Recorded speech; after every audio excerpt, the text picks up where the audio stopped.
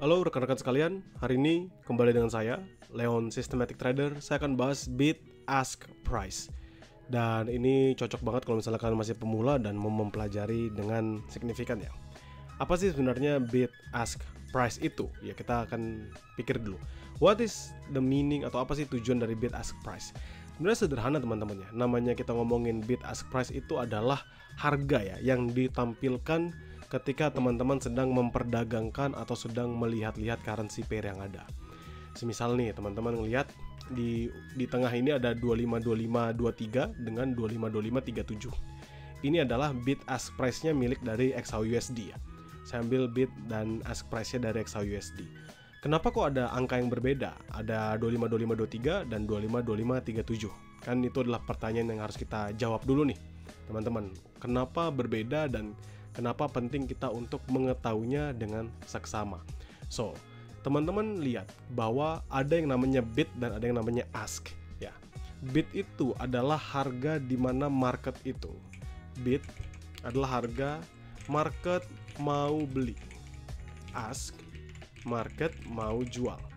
Jadi bid ini adalah harga tertinggi saat ini ya, harga tertinggi saat ini di mana ada orang atau misalnya di mana exchange itu ya, dari pertukaran yang terjadi di sini marketnya meletakkan kondisi untuk bisa membeli si base currency-nya ya. Base currency kalau misalnya kita ngomongin XAUUSD berarti membeli XAU-nya begitu ya.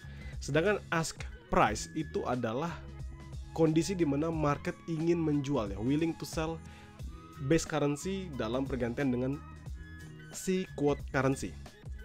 Kalau misalnya kita nge-sell, misalnya kita mau nge-sell saat ini, maka dia akan ngikutin bidnya 2525.23. Sedangkan kalau kita mau nge-sell, dia akan ngikutin buy-nya, harga dari buy-nya 2525.37. Ya. Jadi jangan kebalik, jangan ngelihat bahwa kalau misalnya kita mau nge-sell, dia akan ngelihat yang lain, kalau misalnya kita mau nge-buy, dia akan ngelihat yang lain. Enggak. Kalau misalnya kita mau nge-sell, maka dia akan ngelihat dari bidnya, dan kalau misalnya kita mau nge-buy, maka dia akan ngelihat dari ask-nya. Ya, kalau misalnya kita mau nge-sell, dia ngelihat dari bid, kalau misalnya kita mau nge-buy, dia ngelihat dari ask price. Kenapa? Ya karena kita nggak bisa beli di harga pasar.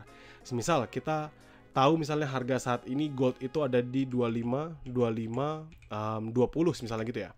Ini kita perkiraan aja 25, 20. Kalau misalnya kita mau buy, itu kita nggak akan dapat di harga 25, 20. Mentok kita dapatnya di 25, 37. Kenapa? Karena ada spread.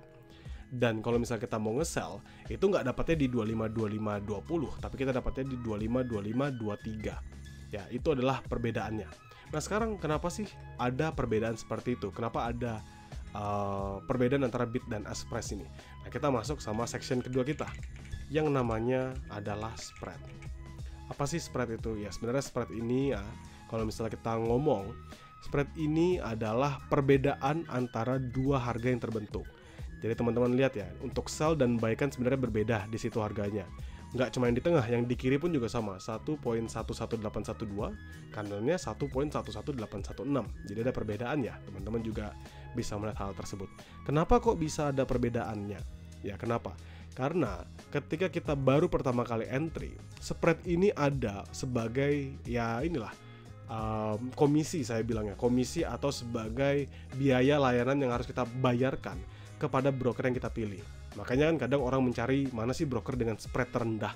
Kenapa? Ya karena spread ini penting banget kita ketahui, sebab jika kalian adalah frequent traders yang sering banget entry buy sell, ya kalian mau banget ketemu broker dengan spread yang rendah gitu. Jadi kalian bisa mengurangi trading cost-nya dan juga bisa meningkatkan potensi profit kalian di dalam pasar. Itu ya sederhananya di sana teman-teman. Dan kalau misalnya kita ngeliat di sini 2525.23 dengan 2525.37, teman-teman tinggal hitung aja berapa dari 23 nambah ke 37. Berarti ada sekitar 14 ya. 14 tuh pergerakannya ada di 14. Jadi 14 pips lah untuk perubahan yang lumayan signifikannya tersebut ya.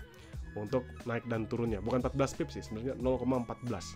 Karena kan kalau misalnya 10 pips hitungan dari XAUUSD kan dari angka terakhirnya. Jadi 2525, 2526 itu baru kita hitung 10 pips. Tapi spread itu, karena ada perbedaan spread tadi, kalau misalnya kita mau bisa masuk profit, ya maka dia harus membentuk harga atau mencapai harga yang sudah kita perdagangkan.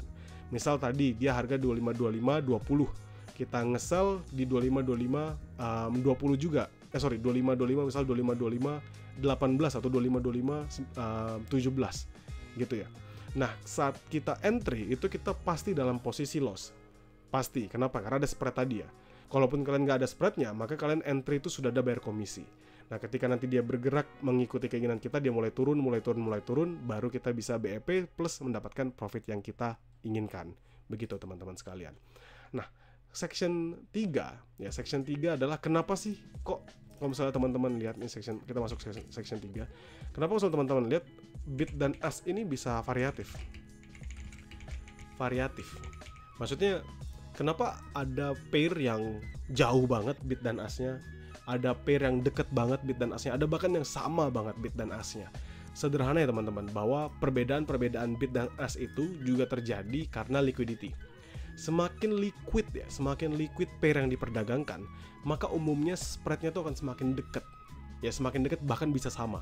Biasanya kalau kayak Euro USD, GBP USD itu punya spread yang sangat amat dekat sekali. Tetapi kalau teman-teman bandingkan sama yang namanya exotic pairs itu apa sih? Ya yang biasa jarang banget nih kita perdagangkan. USD TRY, USD ZAR, USD MXN. Nah itu biasanya punya spread yang lebar. Kenapa? Karena risknya jauh lebih besar dan trading volumenya yang jauh lebih kecil. Itu ya yang kenapa teman-teman bisa ngeliat kok ada banyak perbedaan sih yang dari bid dan ask ini. Nah sebenarnya kenapa sih penting banget ya? Ini kita masuk ke conclusion aja langsung. Section 4 ya, kita section 4 conclusion. Kenapa sih sebenarnya penting banget kita untuk memahami yang namanya bid dan ask ini? Ya sederhana. Ya teman-teman untuk memahami ini apa? Biar teman-teman nggak bingung. Kok saya pertama kali entry langsung loss sih?